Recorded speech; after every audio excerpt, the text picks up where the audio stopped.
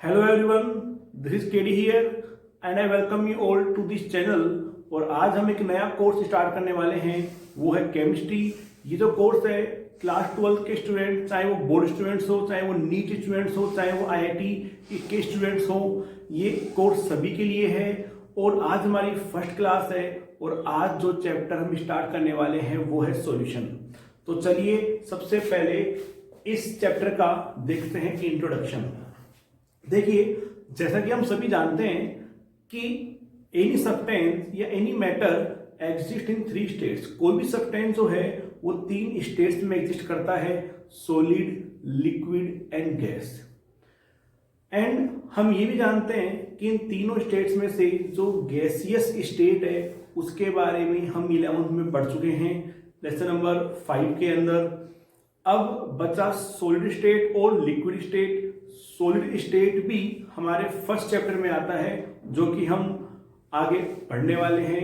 और जो liquid state है तो लिक्विड्स के बारे में, लिक्विड्स की प्रॉपर्टीज के बारे में, लिक्विड्स के बिहेवियर के बारे में हम इस चैप्टर में पढ़ने वाले हैं। सेकेंड पॉइंट, हम ये भी पढ़ चुके हैं कि सॉलिड्स, लिक्विड और गैस, इन तीनों स्टेट्स की प्रॉपर्टीज क्या क्या होती हैं, इनके फीचर्स क्या क्या होते हैं।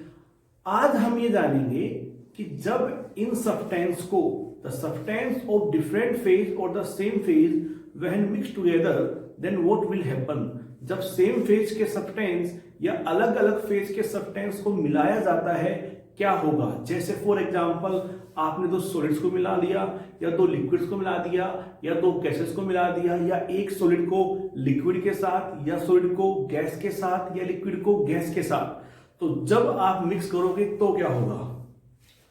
तो जब हम 2 सेम फेज या डिफरेंट फेज के सब्सटेंस को मिक्स करते हैं, then they form a mixture and that mixture is known as solution. If we define solution, then definition is a homogeneous mixture of 2 or more non-reacting substance is known as solution। तो इसकी definition होगी क्या कि a homogeneous mixture of 2 or more non-reacting substance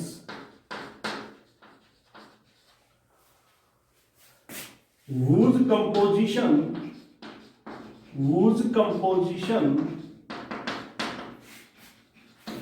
may be varied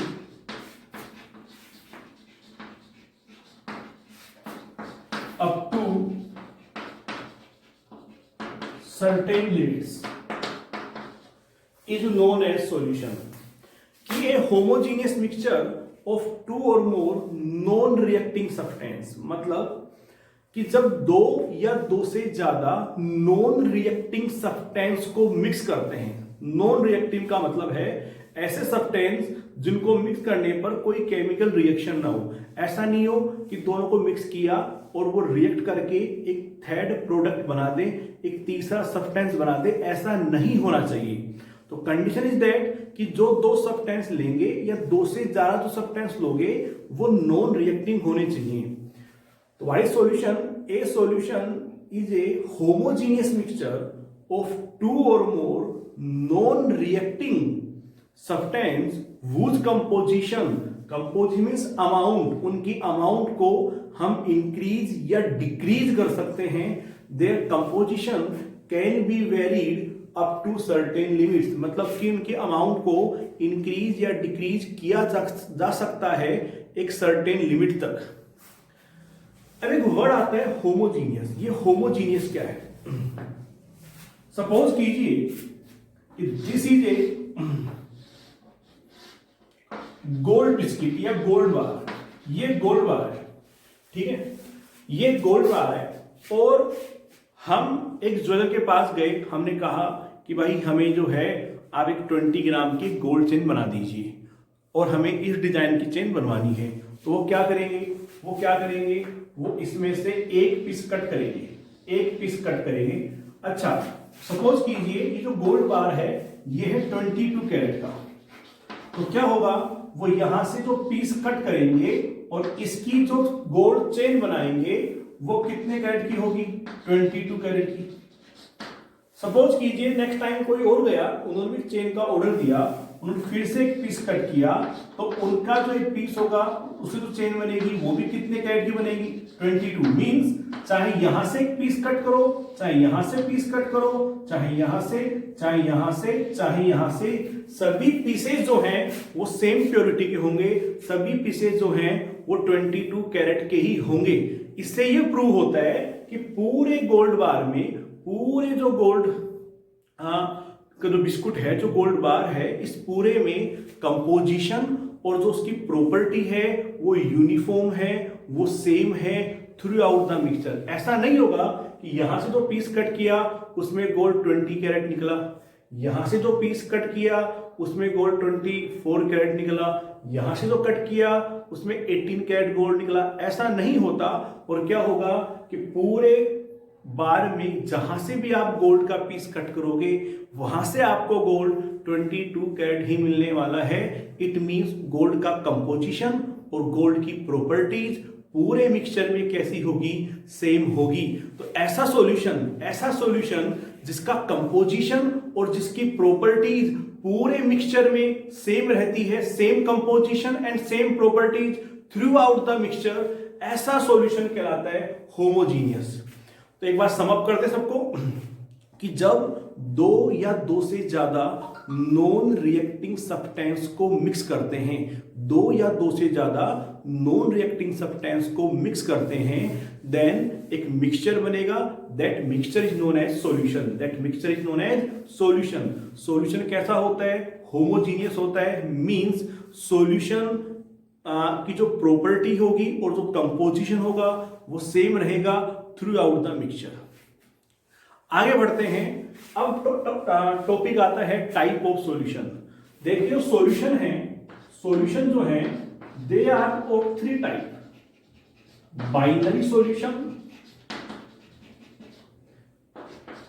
trinary solution, इन्हें ternary solution भी कहते हैं, trinary solution and quaternary solution, quaternary solution, quaternary solution. Solution are of 3 types. If a solution made up of only 2 substance, ऐसा कोई solution जो 2 substance से मिलके बना है, जो 2 सब्सटेंस से मिलके बना है, is known as binary solution. उसे क्या बोलेंगे, binary solution. If the solution made up of 3 substance, ऐसा सॉल्यूशन जो 3 सब्सटेंस से मिलके बना है, is known as trinary solution. If the solution is made up of 4 substance, then it is known as quaternary solution. तो simple सा है, 2 substance से बना हुआ सॉल्यूशन बाइनरी सॉल्यूशन, 3 सब्सटेंस से बनके मिला हुआ सॉल्यूशन ट्राइनरी सॉल्यूशन, और 4 सब्सटेंस से मिलकर के बना हुआ solution is known as quaternary solution. And in this chapter हमें जिन सॉल्यूशंस के बारे में पढ़ना है, या कह दीजिए हम जो कुछ भी पढ़ने वाले हैं वो बाइनरी सॉल्यूशंस के बारे में होगा, मतलब 2 सब्सटेंस वाले सॉल्यूशन के बारे में होगा। उन चीजों को जो हम पढ़ने वाले हैं उनको ट्राइनरी और क्वाटरनरी पर भी अप्लाई किया जा सकता है। क्लियर है? तो चलिए आगे बढ़ते हैं। हमें पढ़ना है बाइनरी सॉल्यूशन, हमें पढ़ना है बाइनरी सॉल्यूशन। मैंने बताया बाइनरी सॉल्यूशन वो सॉल्यूशन होते हैं जो 2 सब्सटेंस से मिलकर बने होते हैं। मींस यहां 2 सब्सटेंस होंगे, 1 substance is known as solute while the other substance is known as solvent.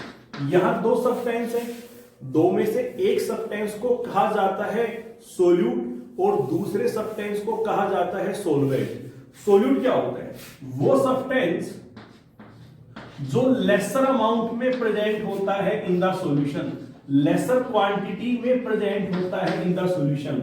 ऐसा सब्सटेंस जो लेसर अमाउंट में, लेसर क्वांटिटी में प्रेजेंट होता है इन द सॉल्यूशन, उसे कहते हैं solute. While the substance present in higher amount, और वो सब्सटेंस जो हायर अमाउंट में प्रेजेंट होता है इन द सॉल्यूशन उसे क्या कहेंगे, सोल्यूट। सिंपल सा है, जो कम अमाउंट में होगा वो सोल्यूट, जो ज्यादा अमाउंट में होगा उसे कहेंगे सोलवेंट। फॉर एग्जाम्पल सपोज कीजिए आपने एक गिलास वाटर लिया और उसमें आपने 1 टीस्पून ऑफ शुगर या साल्ट ऐड कर दिया। अगर हम कंपेयर करें शुगर एंड वाटर को तो वाटर की क्वांटिटी बहुत ज्यादा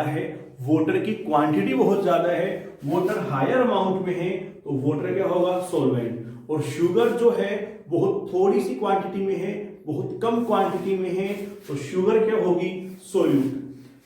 तो ये क्लियर है सॉल्यूशन की डेफिनेशन। सॉल्यूशन के 3 टाइप, उसमें हमें पढ़ना है बाइनरी सॉल्यूशन। बाइनरी सॉल्यूशन में 2 सब्सटेंस होंगे, 2 में से एक को हमने कहा सोल्यूट और एक को हमने कहा सोलवेंट। सोल्यूट वो जो कम अमाउंट में होगा और सोलवेंट वो जो ज्यादा अमाउंट में होगा। चलिए आगे बढ़ते हैं। Next topic is type of solution. Type of solution on the basis of physical state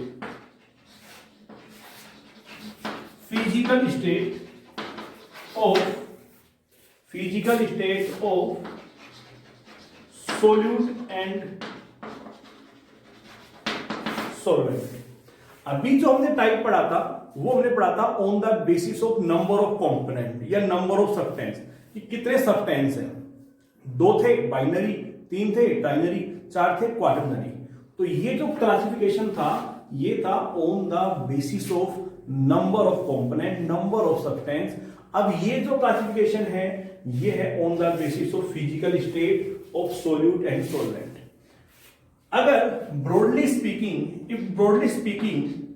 तो सॉल्यूशन को 3 पार्ट्स में डिवाइड किया गया है, या सॉल्यूशन 3 तरह के होते हैं।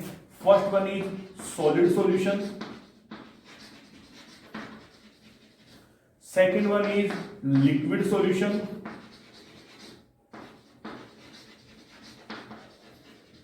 and third one is gaseous solution।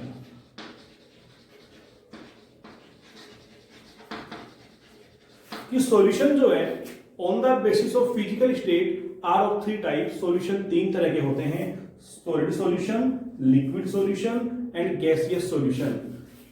क्या होता है, अगर यहां पे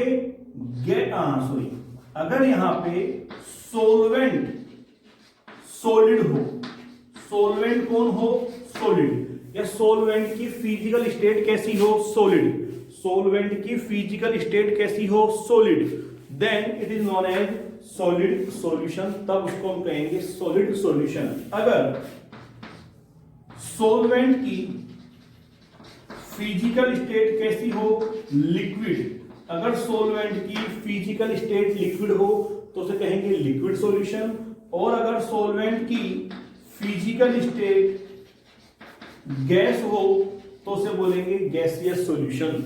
तो सिंपल सा है, if solid is the solvent, solid gas कौन हो, सॉलिड क्या हो, सोलवेंट हो, solid is the solvent, then solution is known as solid solution. If liquid is the solvent, liquid क्या है, सोलवेंट है, then it is known as liquid solution. And if gas is the solvent, और gas अगर solvent है then it is known as gaseous solution. तो सबसे पहले solution को 3 पार्ट्स में डिवाइड किया जाता है।